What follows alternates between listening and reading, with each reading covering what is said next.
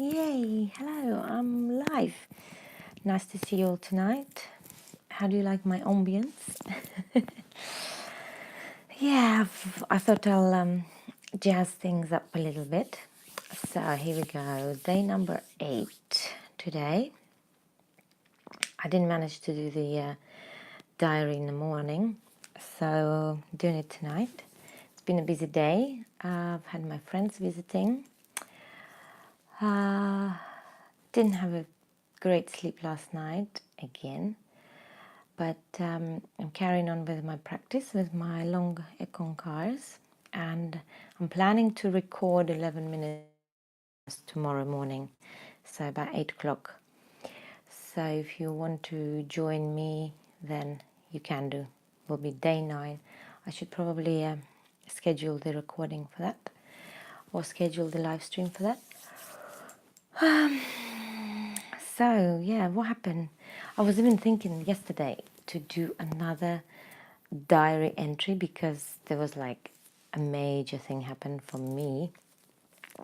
Yesterday, I have witnessed how my daughter was hitting my youngest 3-year-old, her brother, and it had a bit of an effect on me because I came from a family where I never had siblings, so I don't really know much about siblings rivalry. And as much as I've had 3 children, the eldest and is 17 now, and the gap between the first and the second is 11 years. So there wasn't much of a rivalry then. So I'm right in a mix of all that rivalry now, I guess. So I'm discovering new things for myself. And so what I decided to do, I decided to approach the situation calmly. Although my youngest had a dent in his eyebrow from how she hit him with the pen, with the end of the pen, and it's quite heavy, has this wobbly end, on the string, on the spring. Yes. So what did I do? I've calmed the youngest one down first. Obviously, played with him. He didn't want to talk about it. I asked if your sister is hitting you, and he didn't want to talk. He didn't want to discuss any of it. And then I've taken my daughter aside into the room, closed the door, and was just chatting to her. And I was just chatting, like, tell me what happened, friendly, trying not to react at all, or not to have a severe reaction, like reaction that would turn her off or would put her off being open with me. So I've managed that, which was quite good of me. And so she was telling me that yeah, she's hitting him, and that she's hitting him had done it quite a few times, maybe 4 or 5 times, and that she's done it all when we're not looking, because she knows it's like a secret thing. So because we get upset with her if obviously we see it. The reason she's doing it apparently is because she wants him to know how much it hurts her when he does it to her. And I mean, he does hit his sister as well, because being younger, so he takes out his anger on her. He's gotten better through the years. He's now going to be 4 in December, and so he's gotten better and better over the years.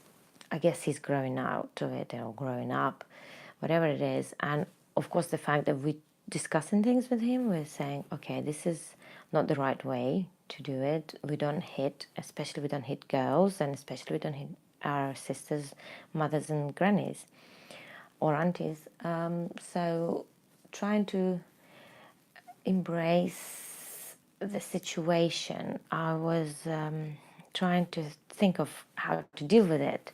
And I mean, all you listeners and all who are watching this, if you have any ideas or pointers, I would really, really appreciate if you share. If you can direct me, that would be great. But I've had a discussion with two of my close friends. I've had a discussion with my mom. I mean, my mom doesn't even know how to deal with it as well, because she's never had siblings, and obviously I'm her only one child. And so yeah, it's kind of difficult. But both my friends, it was nice to discuss it, to kind of to bounce the ideas off each other and to get to the root of what was the problem. And it appears that siblings rivalry is quite common, and that the fact that they're hitting each other is quite common. And I shouldn't look at it as it is violence, but it's kind of a common thing. So, but I was trying to raise my children with non-violent communication and in non-violent environment. So I don't know how that fits in all of that in that plan. Of course, I still to discuss this with my husband. He's been quite busy and he came home late last night, so I didn't want to start that off. Oh, excuse me, quite tired. So yes, so one of the things that had dawned on me through the conversations with my friends is that I expect my children to be quite grown up and to miss some of the grown up stages, even though I understand that they're growing up and they're young and what have you, and they need to mature. So I've caught myself on that understanding that this isn't right. I need to give them a space and time to mature, and these are the situations that will help me to explain and discuss things to them and say what is right and what is not, and what is accepted within our family and what is not, what's accepted within our society and what is not. And it's kind of bringing me back again to this first chakra stuff, because the first chakra stuff, which is a foundation years from 0 to 7, the years when that chakra is really building up and opening up fully. So all the energy that's going through that chakra is the energy about tribe, about your community, about your roots, where you came from. And so it's all about, what are the boundaries of my tribe? What are the boundaries of my family? What are the boundaries of my community? What is acceptable? What is not acceptable? So it's interesting because my daughter is going to be 6 in November.